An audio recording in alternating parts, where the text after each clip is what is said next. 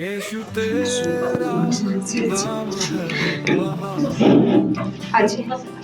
ଆତ୍ମାର ବହୁତ ସବୁ ବର୍ଷ ହେଉଛି ତ ଜାଣୁଛନ୍ତି, କିନ୍ତୁ ମୋ ପରିବାର ପରିବର୍ତ୍ତନ ହୁଅନ୍ତି ସେ ମୋତେ ବାନ୍ଧର ଅଛନ୍ତି ସେମାନଙ୍କ ପାଇଁ ଭାବନା କରିଦେବେ ବୋଲି ସମସ୍ତଙ୍କୁ ମୋତେ ମିଳିବନି। ମୋ କିଛି ଆଗକୁ ମୋତେ ଯାଇନି, ସମସ୍ତେ ଜାଣିଛନ୍ତି ସ୍ଥାନରେ ଉଠିଗଲା ସପ୍ତାହଠାରୁ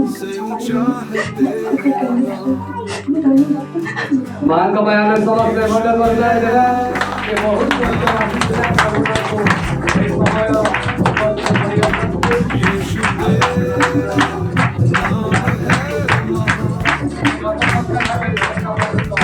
ଏହି ଜୟ ଯୀଶୁ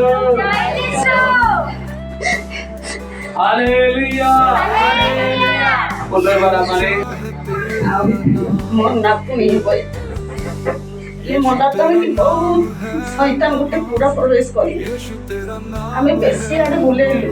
ଏମିତି ଗୁଣିତାନ୍ତ୍ରିକ ଜୀବନ ତାନ୍ତ୍ରିକ ଗୁଣିତାନ୍ତ୍ରିକ ବି ଆମେ ଦେଖିଲୁ। ତାର ଅଧିକ ଆମେ ହେଲା ସିନା କମ୍ ହୁଏ ନା।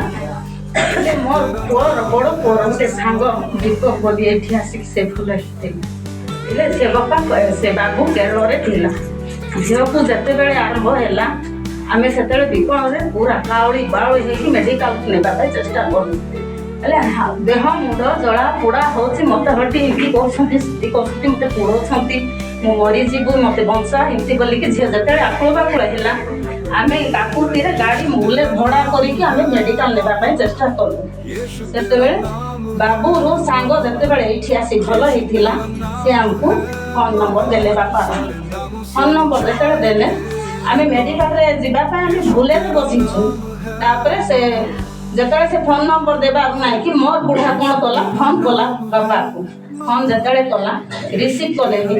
ତାପରେ ଆଉ ଥରେ ଫୋନ୍ କଲା, ଆଉ ଥରେ ଫୋନ୍ କରିବାକୁ ଆଉ ଥରେ ରିସିଭ୍ କଲା ବାପା। ସେତେବେଳେ ଗାଡ଼ିରେ ଆମେ ଯାଉଛୁ ଯାଇକି ଡକ୍ଟର ଆଉ ଦାଣ୍ଡରେ ଆମେ ଯେତେବେଳେ ଗାଡ଼ି ଛିଡ଼ା ହେଇଛି ସେତେବେଳେ ବାପା ରିସିଭ୍ କରିକି କ'ଣ ହେଇଛି କୋଉ ଗାଁ ବୋଲି ଏଠି ପଚାରିବାରୁ ନାଇଁ ଆମର ଅଡ଼ବା ଆଉ ଆମ ନାତୁଣୀକୁ ଏମିତି ହେଇଛି ତମ ଫୋନ୍ ନମ୍ବର ବାପା ମୋର ପୁଅର ସାଙ୍ଗ ଦେବାରୁ ଆମେ ତତେ ଫୋନ୍ କଲୁ। ଠିକ୍ ଅଛି ତମେ ଧରମା ମୁଁ ପ୍ରାର୍ଥନା କରିଦେବି ତା ଗାଁରେ ତମେ ମୋବାଇଲ ରଖ ବୋଲି କହିଦେଲି। ତାପରେ ମୁଁ ଧରିଛି ଝିଅକୁ ଆଉ ଆମର ବଡ଼ ଝିଅ ତା ମା ଧରିଛି ମୁଣ୍ଡ ଆଡ଼ୁ, ମୋର ବୁଢ଼ା ଆଗ ପଟ ସିଟ୍ରେ ବସିଛି। ତାପରେ ଯେତେବେଳେ ବାପା ଫୋନ୍ କଲେ ନା ପ୍ରାର୍ଥନା କଲେ ହେଲେ ଆମେ କାନରେ ରଖିଦେଲୁ। ହେଲେ ସେ ଡ୍ରାଇଭର ବାବୁ ଗଲା ଯେ ଯୋଉ ହଟି ଡାକ୍ତର ପାଖରେ ତ ପହଞ୍ଚିଲୁ, ତମେ ଡାକ୍ତରକୁ ଡାକିଛୁ। ନାଇଁ ପ୍ରାର୍ଥନା ଲାଗିଛି, ପ୍ରାର୍ଥନା ସରିଲା ପରେ ଆମେ ଡାକ୍ତରକୁ ଡାକିବୁ ବୋଲିକି ଆମେ କହିଲା ବେଳେ ପ୍ରାର୍ଥନା ପୁରା ଲାଗିଛି। ଆମେ ତା କାନରେ ରଖିଦେଇଛୁ, ପିଲା ପୁରା କିଛି ନଥିଲା। ଯେତେବେଳେ ବେଶୀ ପ୍ରାର୍ଥନା ଯେତେବେଳେ ହେଲା ସେତେବେଳେ ପୁରା ଏମିତି କାକୁତି ଏମିତି ଗୋଟେ ଶବ୍ଦ କଲା ଯେ ସେ ଗାଡ଼ି ପୁରା ଆଳଟୁ ପାଲଟୁ ହେଇଗଲା।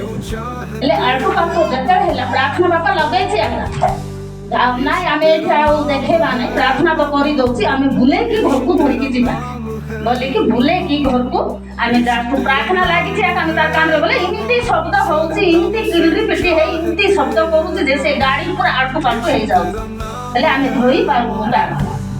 ତାପରେ ଯେତେବେଳେ ଆମ ଦାଣ୍ଡକୁ ଯେତେବେଳେ ହେଲା ସେତେବେଳେ ବାପା ପ୍ରାର୍ଥନା ଯେତେବେଳେ ଶେଷ ପ୍ରାର୍ଥନା କଲାବେଳେ ପୁରା ନିଶ୍ୱାସ ପୁରା ଉପକୁ ନେଇକି ତଳକୁ ଖସେଇଲା। ନାଇଁ ଏବେ ସେ ଶୈତାନ ଦୂର ହେଲା ନା, ଶୀଘ୍ର ତମେ ସାଧୁ ପାଣି ନେଇକି ତାକୁ ଦେହ ମୁଣ୍ଡରେ ଲଗେଇ ଦିଅ, ଆଉ ଯୋଉ ସେଥିରେ ଶୋଇଛି ସେ ସାଧୁ ପାଣି ସବୁଆଡ଼ୁ ତାକୁ ଛିଞ୍ଚାଇ ଦେଇକି ତାପରେ ସେଇଠି ଶୋଇବ, ତମେ ଏବେ ଯୋଉଟା ପିନ୍ଧେଇଛ ସେଇଟା କାଢ଼ିଦେବ ବୋଲି କହିବାରୁ ଶୀଘ୍ର ସେମିତି କଲୁ। କହିବାରୁ ଝିଅ ସେ ପ୍ରାର୍ଥନା କରିକି ତାପରେ ଭଲରେ ଶୋଇଲୁ।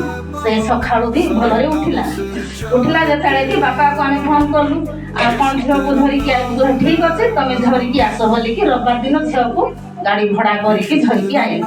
ହେଲେ ଆଇଲା ବେଳେ ଝିଅ ଆଙ୍କେ ମୋର ବୁଢ଼ା ଆଙ୍କେ ଆସିଥିଲେ, ହେଲେ ମୁଁ ତ ଆସିପାରିନଥିଲି। ନାଇଁ 7 ଶୁକ୍ରବାର ତମେ ପହଞ୍ଚେଇବାକୁ ପଡ଼ିବ, ଆଉ 7 ଶୁକ୍ରବାର ହେଲେ ଝିଅ ପ୍ରାର୍ଥନା ହେଲେ ମୁଁ ତ ସୁସ୍ଥ କରିନି, ତମର ବି ବିଶ୍ୱାସ ଥିବାର ଅଛି।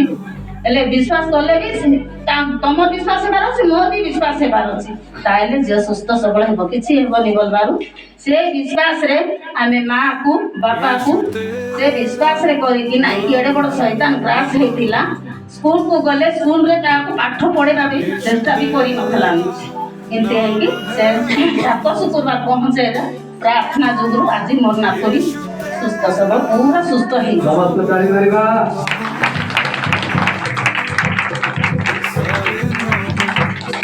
ଆଉ ତ କିଛି ମୁଁ ତ ଦେଇପାରିବିନି ମା ପାଇଁ ମାଳା ଆଉ ଚୁନି ବାପା ପାଇଁ ଆଉ ଆମର ଝିଅ ଏମିତି କିଛି ଖୁସିରେ ମୁଁ ଦାନ ଦେବା ପାଇଁ ଆସିଛି। ତାଳି ମାରିବା ସମସ୍ତେ।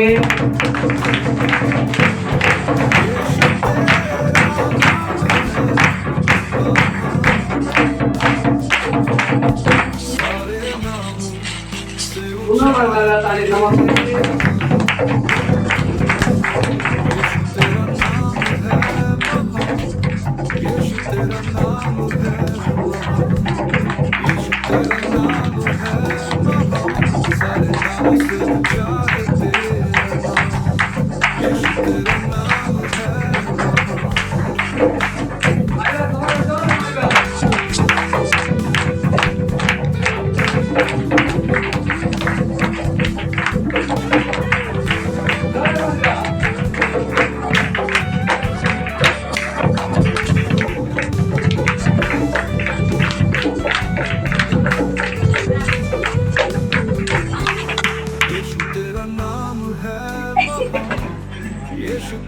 मारिया समस्या में ताली।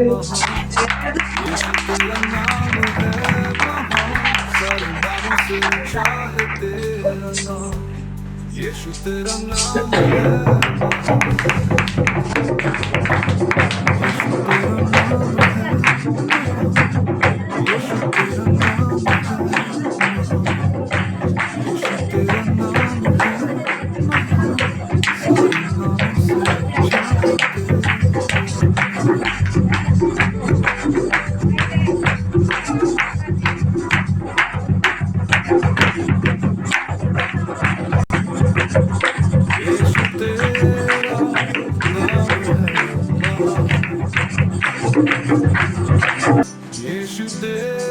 हमें समझते और दान देता।